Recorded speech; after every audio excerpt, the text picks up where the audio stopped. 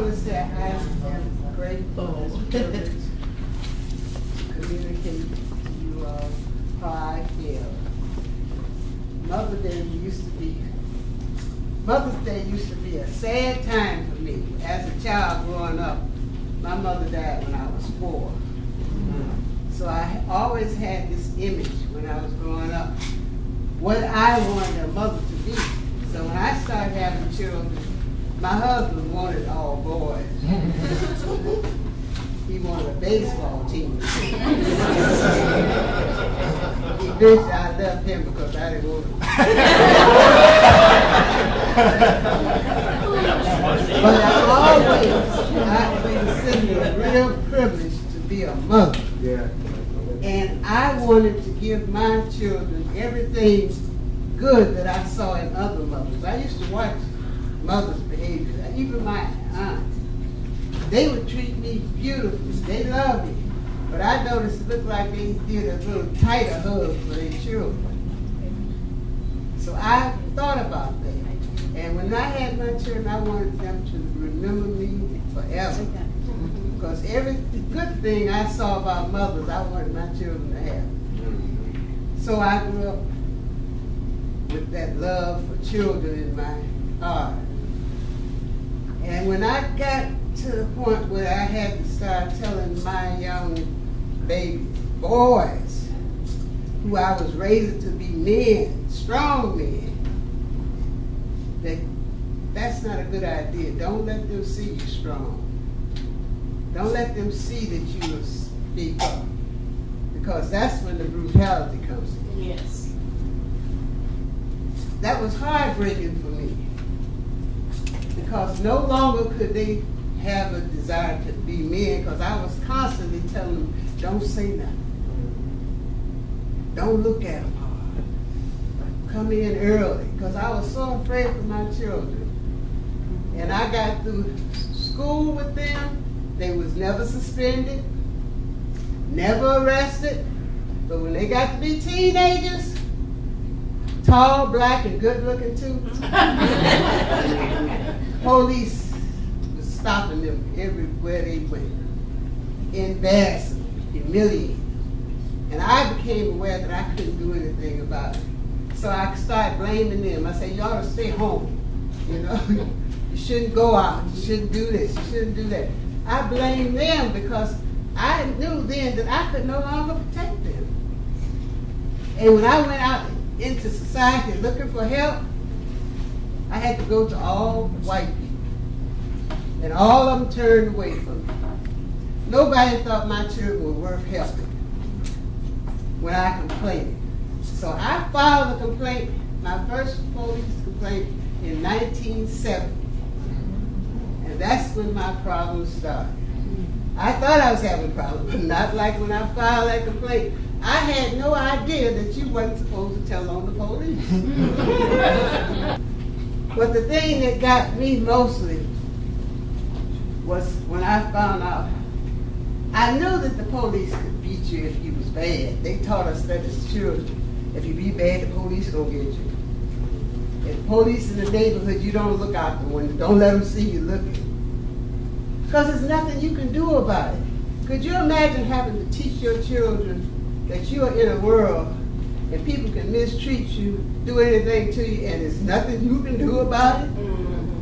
That's a sad situation. Yes, it is. And then they wonder why we look the way we do sometimes when we don't want to smile. Yeah. We're carrying a whole heavy load. I gave up all my money, my saving bonds. I gave up every penny I had to a lawyer. And eventually he told my son to please bother me. Could you imagine? I got the retirement from the Cook County. I gave them that. I heard a lady tell me, I spent over $2,000 and they didn't have $2,000. I used to give them that every week. Every time they got my son.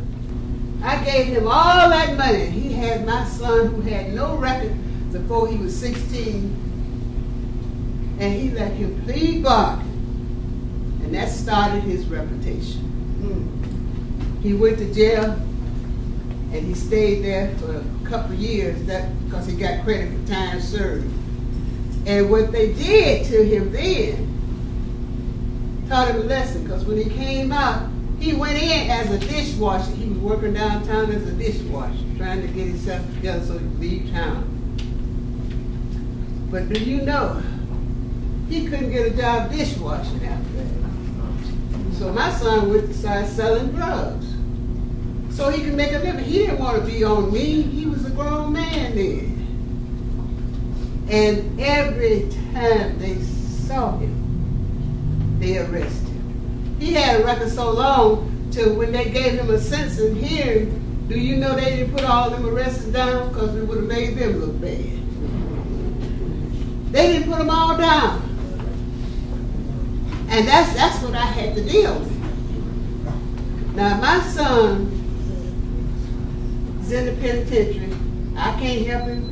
Can't get no lawyers to help him. I ran out of money. That's it.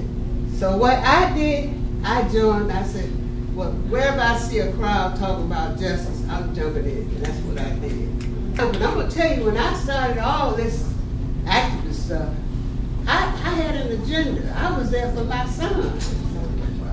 But I felt that if I can prove to the world that the death penalty is wrong, they'll look at the rest of the system. Yeah, I didn't think they was going to get them off death row and leave my son in there. I had no idea they was going to do that. I did everything I could to show up. I used to get the mic all the time because I was the only black face out there that would open up and talk about it. I said, what else can they do to me? I would talk about it.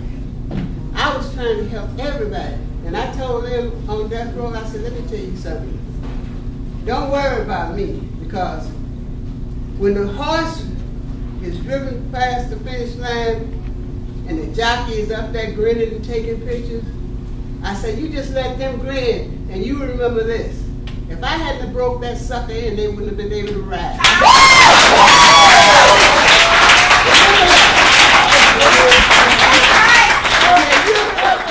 I said, because God showed me this.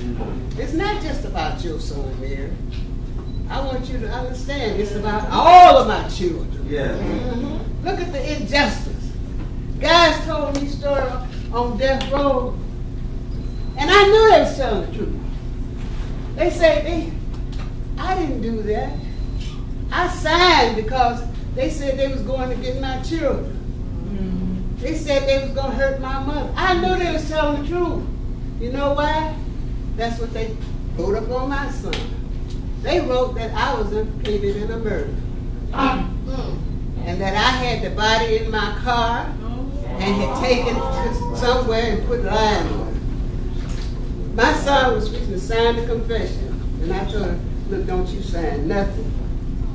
I told the lawyer to tell him, just stay cool. I'll be all right. What makes him think he any tougher than me?